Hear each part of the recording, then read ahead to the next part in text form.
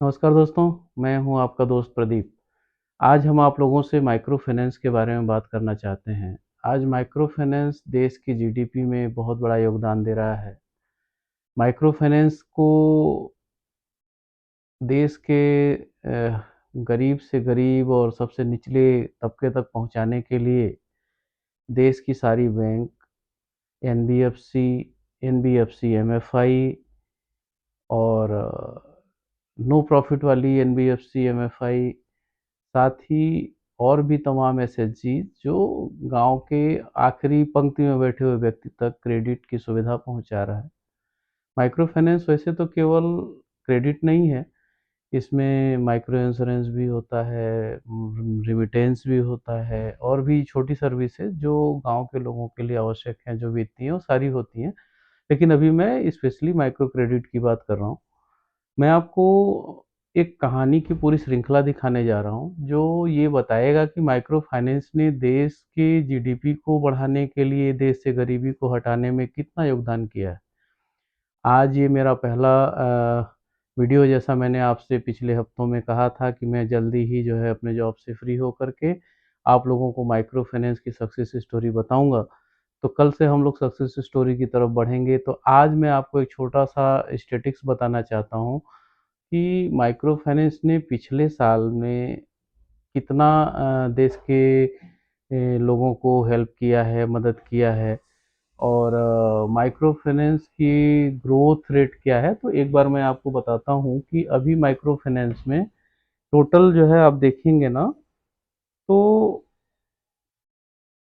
14.9 crore loan account हैं, active lone account 14.9 crore.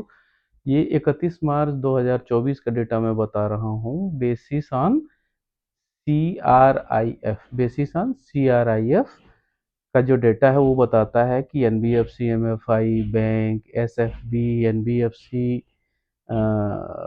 Micro micro finance companies और no profit micro finance companies, इन सबका मिला करके 14.9 करोड़, मतलब लगभग 15 करोड़ लोन अकाउंट हैं, जिसमें बोरोवर की बात करें तो 7.8 करोड़ बोरोवर हैं पूरे देश में। 7.8 करोड़ का मतलब करीब करीब 8 करोड़ के आसपास एक्टिव बोरोवर्स हैं जिन्होंने माइक्रो फाइनेंस से लोन लिया है। अब मैं आपको ये बात बोलना चाह रहा था, जिसमें 4,33,697 करोड़, 4,37,697 करोड़ का लोन आउटस्टैंडिंग है। आप ये जस्ट सोचिए कि इतना पैसा जो हमारे गांव में गया है, कहाँ इस्तेमाल होता है। आज इस पे मैं आपको एक बार हल्का सा ब्रीफ देता हूँ, कल हम लोग इसको जाके देखेंगे भी। अगर आप गांव में जाएंगे तो खेती करने के लिए लोग माइक्रो फाइनेंस का लोन लेते हैं। हाँ, भैंस खरीदने के लिए लेते हैं, गाय खरीदने के लिए लेते हैं, सब्जी उगाने के लिए लेते हैं। गांव में जो छोटे दुकानदार हैं, जो सड़कों पे चौराहों पे दुकान लगाते हैं सब्जी की, फल की, है ना, चाय की, पान की और इस तरीके की जो किराना स्टोर होते हैं छोटे, इन सब लोगों को माइक्रो फाइनेंस से जो मदद मिलती है, इनके बिजनेस के ग्रोथ को दोगुना तिगुना कर देता है। आप ऐसे सोचो कि कोई दुकानदार 5,000 का सामान रख के बैठता है अपनी पर्सनल पूंजी से, लेकिन माइक्रो फाइनेंस से अगर उसे 40,000 50,000 मिल गया तो उसकी पूंजी कितनी बढ़ गई। 5,000 में 50,000 अगर बढ़ा दें तो आप सोचो कितना ज़्यादा उसका पूंजी बढ़ गया, तो उसकी उसी हिसाब से सेल और आमदनी बढ़ती, क्योंकि जब दुकान में सामान ज़्यादा रहता है तो आमदनी होती है। अब इसको अगर हम शहर के संदर्भ में देखें तो लोग ठेला खरीदते हैं, रिक्शा खरीदते हैं, जो सड़क पे वेंडिंग करते हैं सब्जी की, या फिर चाट पकौड़े की दुकान लगाते हैं, है ना, गांव से बाहर आते हैं अपने बच्चों को पढ़ाने के लिए कि शहर में अच्छी ज़िंदगी जिएंगे। उनको माइक्रो फाइनेंस से जो हेल्प मिलता है वो बहुत ही अद्भुत है। मतलब आप विश्वास नहीं करेंगे कि कितना ग्रोथ किया है लोगों ने। कहीं कहीं कुछ कुछ घटनाएं सुनने को मिलती हैं, बहुत दुख होता है।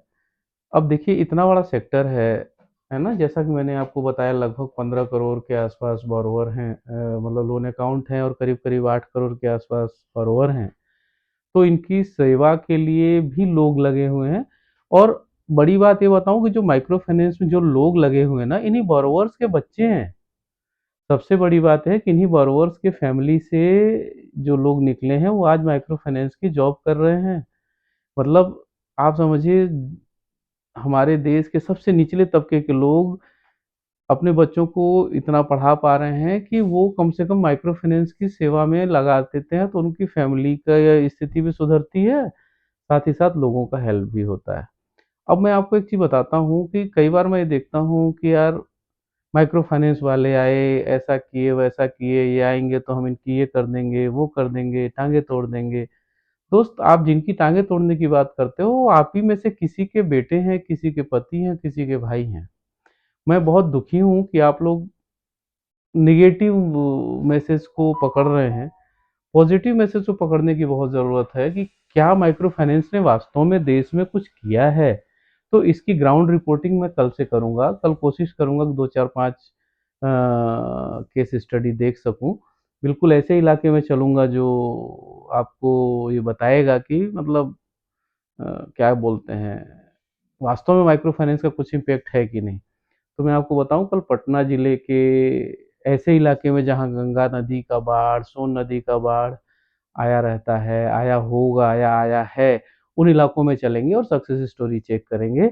और आपसे आग्रह करते हैं, अगर आप माइक्रो फाइनेंस में जॉब करते हैं, बैंक में करते हैं, एनबीएफसी में करते हैं, हैं?